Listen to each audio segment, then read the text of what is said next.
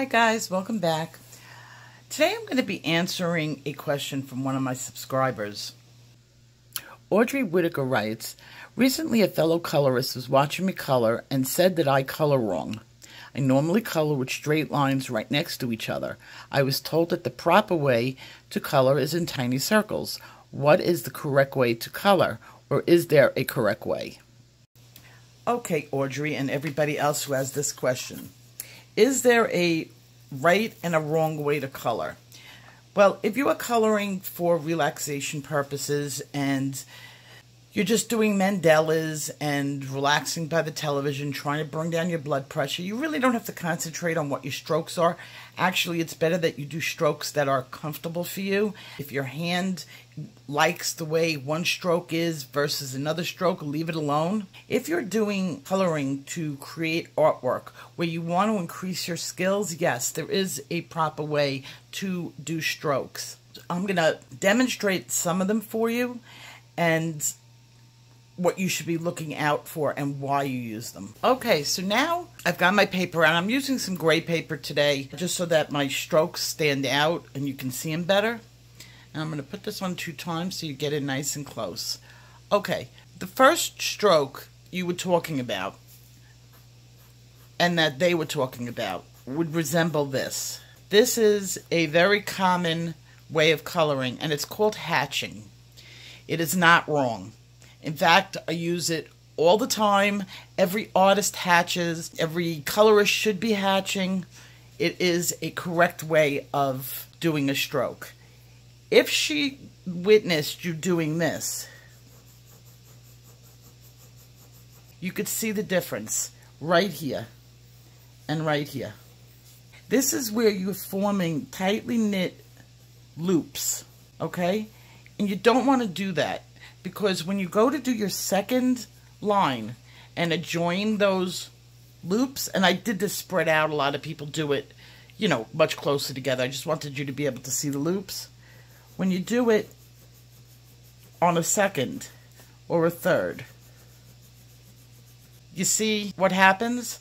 Right in here and right in here, you're creating an uneven surface. If I go back to my hatching, and you hatch properly, so here you have the first. Now I'm going to go down, now I'm going to go down and do my second. I'm going to hatch in between, and I'm going to bring my marks so that they're not laying on top of each other, and I could do it here. Now you'll notice that this is a little darker because I have more lines pressed together than over here. But when we go to varnish or do the blending stroke, now everybody should be doing hatching when you're putting on your bottom layer. This is your tooth-saving stroke. Once you start going like this, which is circling, you're tapping down your tooth. So you're going to get much better layers and much more layers if you do this layer than to do this layer. Now, later on, after, say, here's your first layer of color. And then you say, okay, now you're on your second. What you should do is turn the paper slightly. Do not do this stroke again, going in the same direction. Turn it around and go in this direction.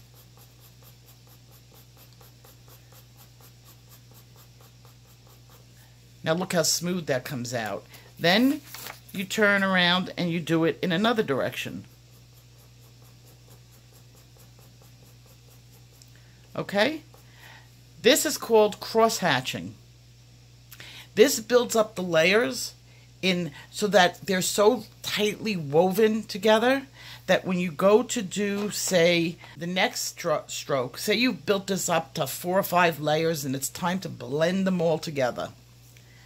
You go in and you do this. And you circle on top of it.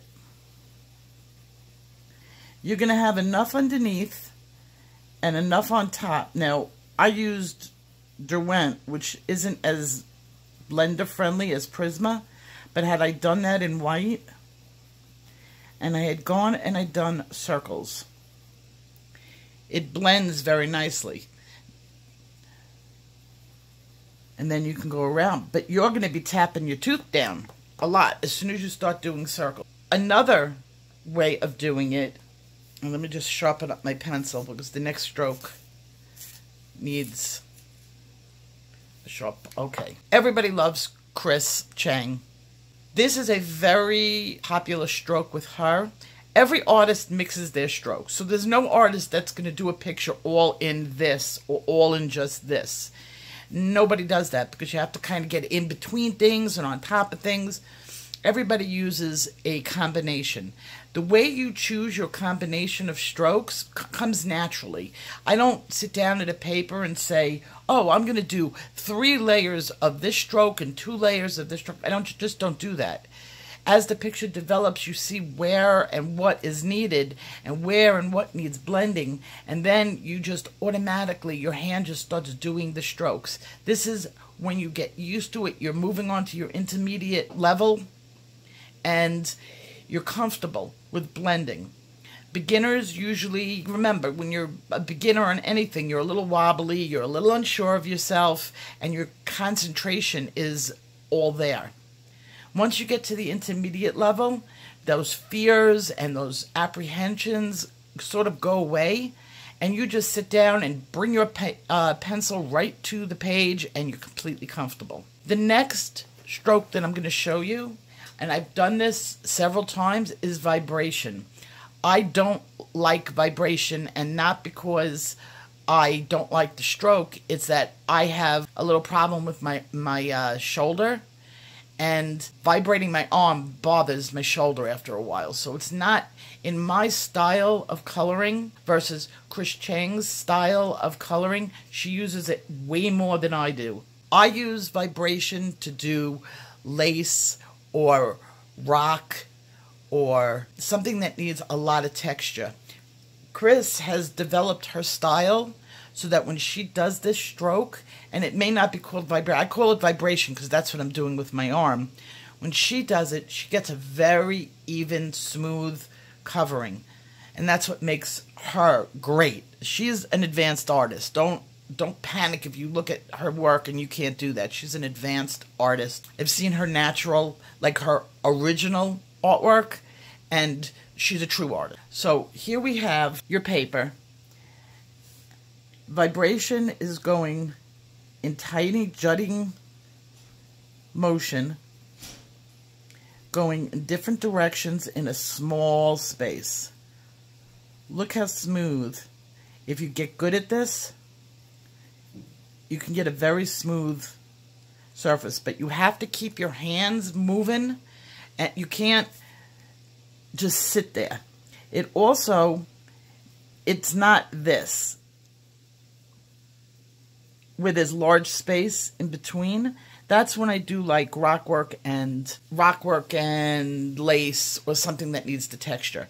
The basic stroke for covering a large space is doing that in very small strokes all over the place. Very controlled. Now, when I do that, I can easily come in with another color. Let's get another pencil. So here I have a second color, and I want to kind of blend it into this one. And then if I want to take a third color, it can go into it.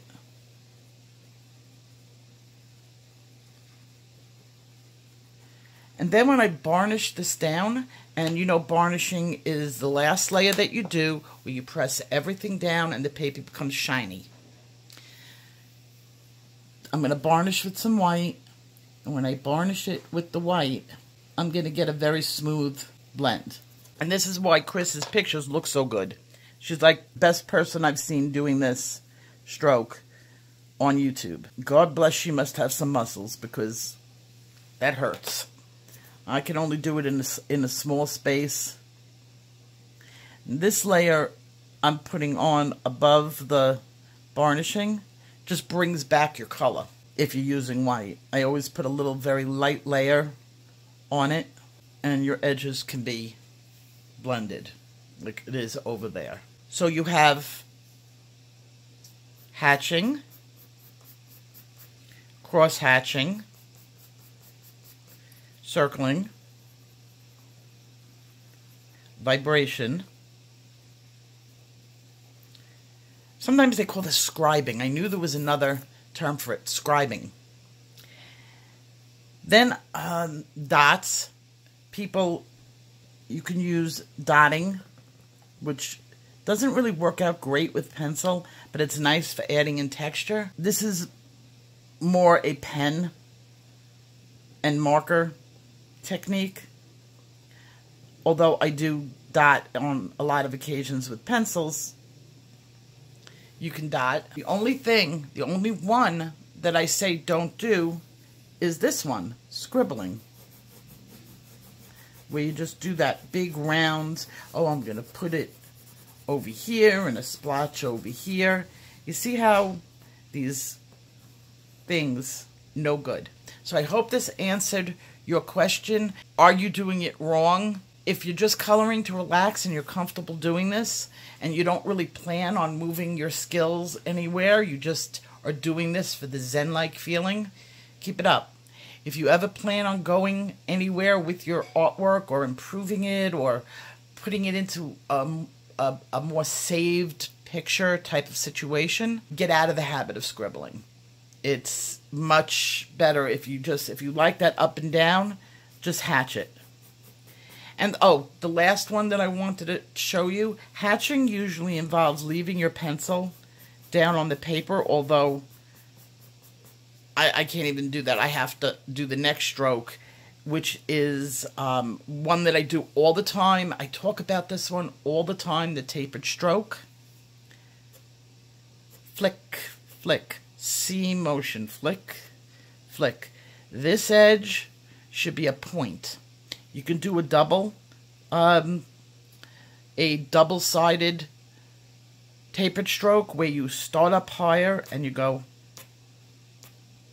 This one takes a lot of practice because you're going to get a tapered end here and a tapered end there. These are all the different types of strokes you can use. I don't know of really any other strokes that you really have to be learning how to do.